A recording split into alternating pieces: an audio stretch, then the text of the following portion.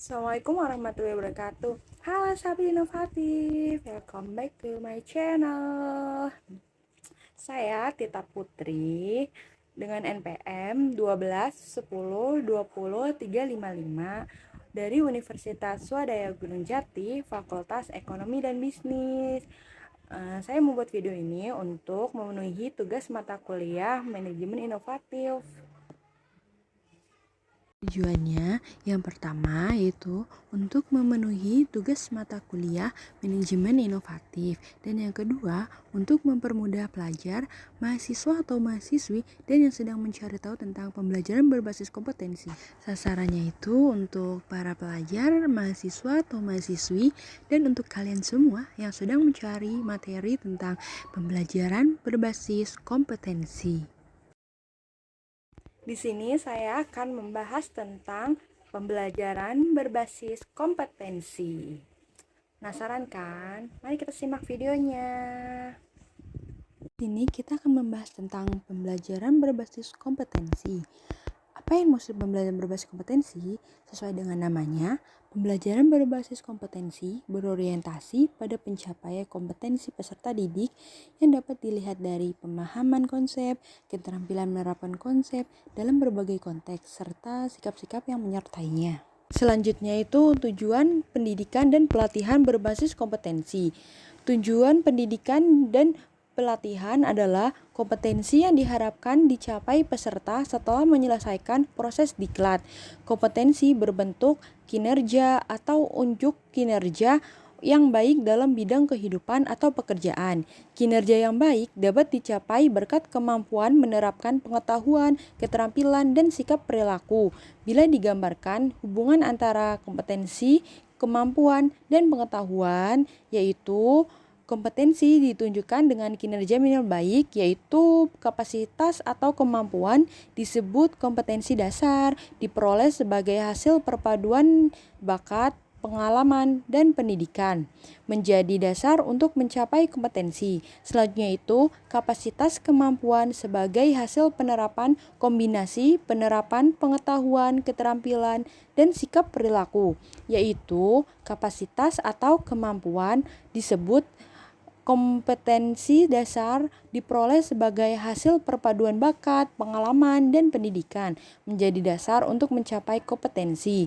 Nah, selanjutnya itu kompetensi ditunjukkan dengan kinerja minimal baik, yaitu kompetensi dicapai sebagai hasil penggunaan kapasitas atau kemampuan dalam pemecahan masalah aktual. Selanjutnya itu di sini ada 3 cara. Yang pertama ada kurikulum berbasis kompetensi. Kurikulum berbasis kompetensi adalah kurikulum yang ditunjukkan untuk menciptakan tamatan yang kompeten dan cerdas dalam membangun identitas budaya dan bangsanya.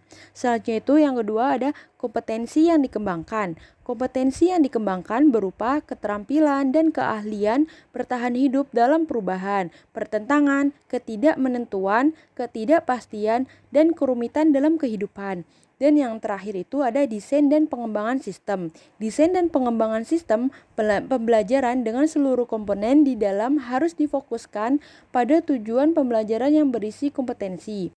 Catatan bahwa pembelajaran berbasis kompetensi tidak hanya difokuskan pada pencapaian peserta diklat, tetapi juga pada pencapaian pengajar. Selanjutnya itu kita akan membahas tentang kompetensi awal dan karakteristik awal peserta didik. Di sini ada 3 pihak, yaitu pihak pertama, pihak kedua, dan pihak ketiga. Pihak pertama adalah pihak yang paling berkepentingan dalam hasil pembelajaran di masa depan. Mereka adalah pihak yang perlu dibantu penyelenggara diklat untuk membangun cita-citanya atau peserta didik. Selanjutnya itu pihak kedua adalah penyelenggara diklat, di dalamnya termasuk pengajar dan pengelola satuan pendidikan. Dan yang terakhir itu pihak ketiga, yaitu pengguna lulusan. Mereka adalah yang berkepentingan untuk mendapatkan lulusan sesuai kebutuhan lapangan kerja. Selanjutnya itu kita akan membahas tentang perbandingan kemampuan dan kompetensi. Yang pertama itu kemampuan menjelaskan cara membuat proposal penelitian, sedangkan kompetensi membuat proposal penelitian yang baik. Yang kedua, kemampuan cara menulis laporan penelitian, sedangkan kompetensi membuat laporan penelitian yang baik. Yang ketiga, menguraikan cara penggunaan peralatan laboratorium fisika dengan baik, sedangkan menurut kompetensi menggunakan peralatan laboratorium fisika dengan baik. Yang keempat yaitu kemampuan dapat menguraikan cara sopan santun dalam kehidupan masyarakat, sedangkan kompetensi berperilaku sopan santun dalam kehidupan bermasyarakat. Dan yang terakhir itu kemampuan menguraikan bentuk perilaku gotong royong sesuai ajaran Pancasila, sedangkan kompetensi bergotong royong sesuai ajaran Pancasila. Hubungan kompetensi dan strategi dibagi menjadi dua. Yang pertama, menentukan tahapan dan langkah kegiatan pembelajaran dengan urutan isi yang diarahkan pada pencapaian kompetensi. Dan yang kedua, pengajar melaksanakan rencana strategi pembelajaran yang telah disusun dengan memasukkan upaya pemberian motivasi sepanjang proses pembelajaran.